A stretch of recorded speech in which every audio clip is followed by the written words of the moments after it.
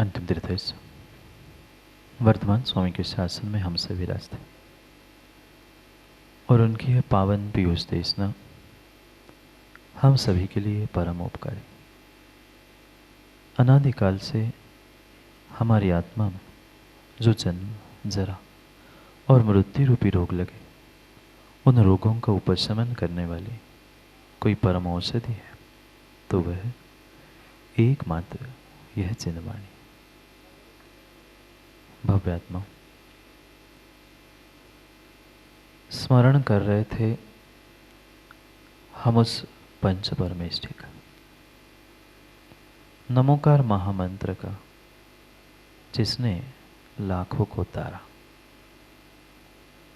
और उन लाखों के तारने के क्रम में हमारा ये पुरुषार्थ भी चल रहा था कि मेरा नंबर कब आएगा।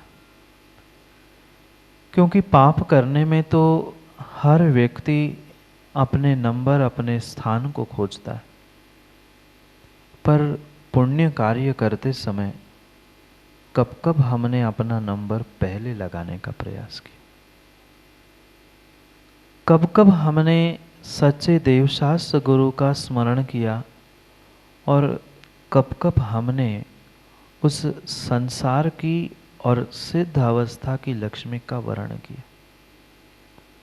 स्मरण करते करते करते करते आज तक हमने अनिल भाई जन्म मरण तो किया, पर स्मरण करते करते कभी सिद्धालय का वर्ण नहीं किया। अगर हमें उस सिद्धालय के उस मुक्ति लक्ष्मी का वर्ण करना है तो हमें स्मरण करना, पर भोगों का स्मरण करते करते जो जन्म मरण करते आए, उस स्मरण को छोड़ते हुए हमें सच्चे देव, शास्त्र, गुरु और पंच परमेष्ठी का स्मरण करना। कितना स्मरण किया मां किया? प्रभु के सामने बैठकर भी हमें अगर घर की रोटी और सब्जी याद आ रही थी तो हमने पुण्य का कार्य किया कि पाप का किया? आज तक जीव यही भूल करता रहा कि जहां जो कार्य नहीं करना था वहां वही वही कार्य करते हुए आज तक पाप और पाप को ही भोगता रहा। एक तिर्यंस ने तो उस नमोकार को सुनकर अपने परिणामों को बदलकर उस देव पर्याय को प्राप्त किया। जो एक बकरा था, मरणासन्न पड़ा और उस बकरे को उस चारुदत्त ने पंडित जी नमोकार क्या सुना दिया, वह स्वर्ग में जाकर देव बन गया। ऐसे एक चोर था और चोर का काम चोरी करना, पाप करना। स्वाभाविक सी बात थी, चोर चोरी करके स्वर्ग तो जा नहीं सकता, पर एक चोर भी स्वर्ग पहुंचा। क्यों? मात्र और मात्र चंद उस पंच परमेष्ठी मंत्र, नमोकार मंत्र के अक्षरों को और शब्दों को अंतिम समय में पढ़ा और सुना था।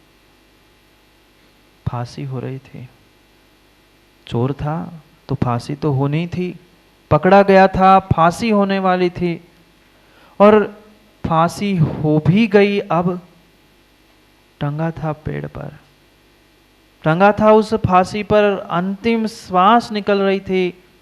सबको लगा मर गया होगा, तो सब निकल गए थे।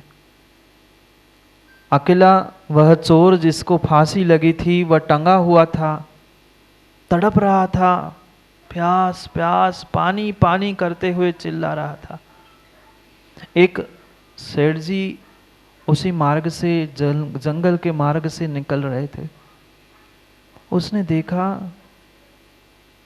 देखा ये जीव तड़प रहा है, मरने वाला तो है ही, कुछ इसका भी कल्याण हो जाए। पानी पानी तरस रहा था, चिल्ला रहा था, कोई पानी पिला दो, प्यास लगी है, मरने वाला हूं, पानी तो पिला दो। सेठ जी ने सोचा एक काम करते, पानी तो वैसे ही वो पी नहीं पाना है, गले में रस्सी फंसी है, कितना ही कोई पानी पिला भी दे पर उसकी मृत्यु अटल है। वह सच्चा जिनेंद्र भक्त था सेठ। उसे नमोकार पर इतनी इतनी इतनी प्रचंड श्रद्धा थी, उसने सोचा एक काम करते, पानी पीने से प्राण बचे नहीं बचे पर जिनवाणी तो अपन पिला ही सकते, क्योंकि पानी पीने के लिए कंठ खुला चाहिए था, वो तो बंद हो चुका था। उसने सोचा कानों से जिनवाणी पिला दो, कुछ नमोकार सुना दो, सदगति हो जाएगी। जैसे ही वह सेठ उस चोर के पास पहुंचता है, वह और जोर से चिल्लाने लग गया। कोई अपना मिलता है तो राजेश भाई अपने आप आंसू और अपनापन और झलक, सहानुभूति देने के लिए सेठ पहुंचा ही, वह पुनः जोर से चिल्लाने लगा, सेठ जी थोड़ा सा पानी पिला दो, मुझे क्षमा कर दो, मैंने आपके घर में भी डाका डाला था, पर मेरी अंतिम सांसें है, पानी तो पिला दो। सेठ जी ने कहा हाँ पिलाता हूँ पानी, पर एक काम करना, अभी तो मेरे पास पानी है नहीं, मैं पास में ही तालाब में जाकर पानी लेके आता हूँ, तब तक तू एक काम कर।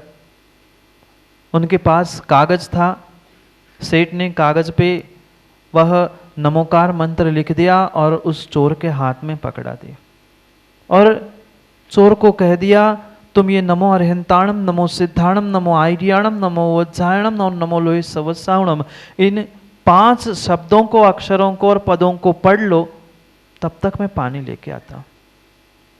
चोर को भी लगा हो सकता है ये पढ़ने से पानी मिलने वाला हो या कुछ और होने वाला, सेठ जी ने कहा है। उसने वह मंत्र पढ़ना प्रारंभ किया। क्या पानी पीने वाला था? नहीं पीने वाला था। सेठ जी जैसे ही उसको वह मंत्र हाथ में देकर उससे दूर हुए, पानी लेने के लिए खोज में निकले ही थे, जैसे ही उसने पूरा नमोकार मंत्र पढ़ा और प्राण पखेरु उड़ गए। जैसे ही ये दृश्य आते जाते बहुत सारे लोगों ने देखा। राजा के जासूस भी वहां घूम रहे थे।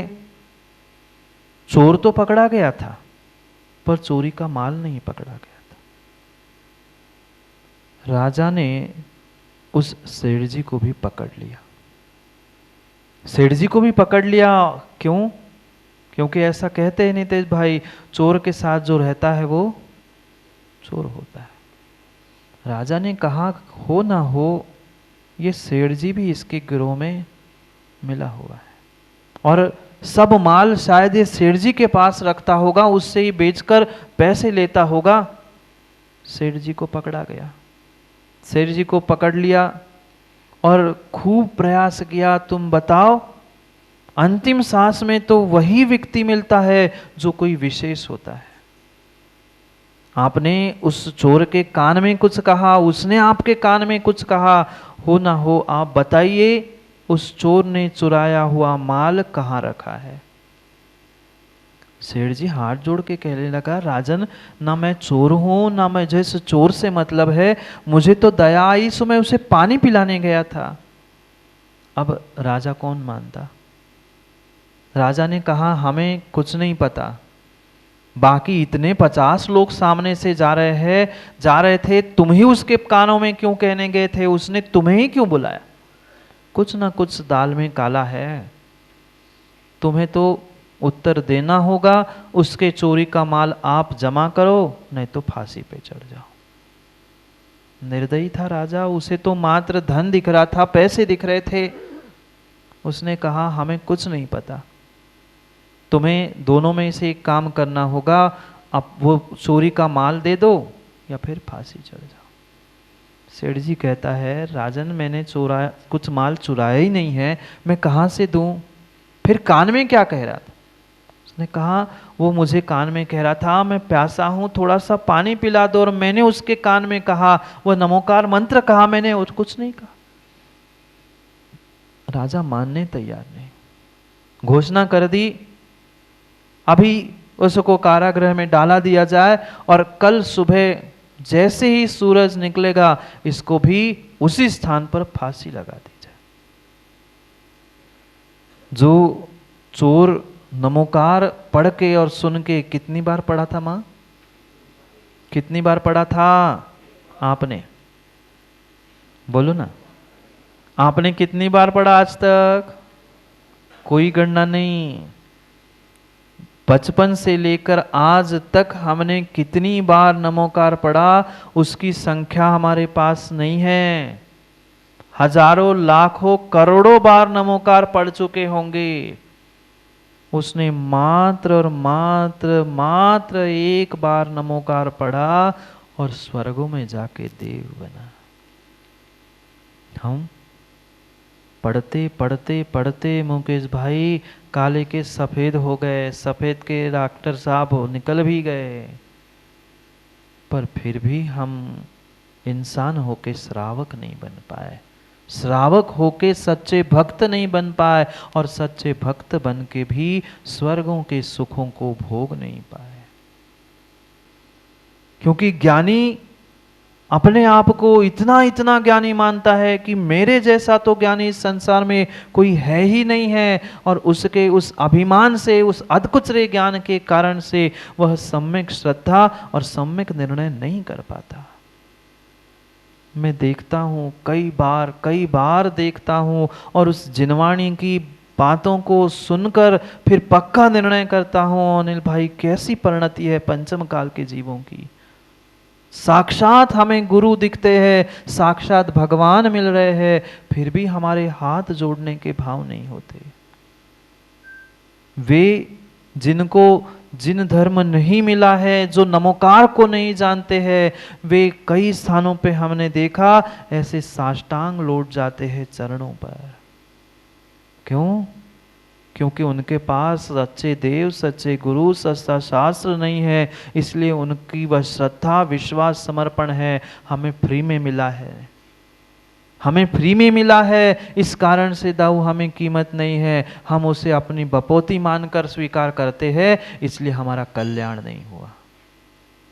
बुरा नहीं मानना, पर बुरा मान लो तो कल्याण भी हो जाए। परम सत्य पंडित जी यही है, हमें जो जो मिला है धरोहर में वह हमने अपनी मात्र बपौती मानकर भगवान, गुरु, जिनवाणी, ये मंत्र सब कुछ उसका हमने प्रयोग करना सीखा है, सदुपयोग करना नहीं सीखा।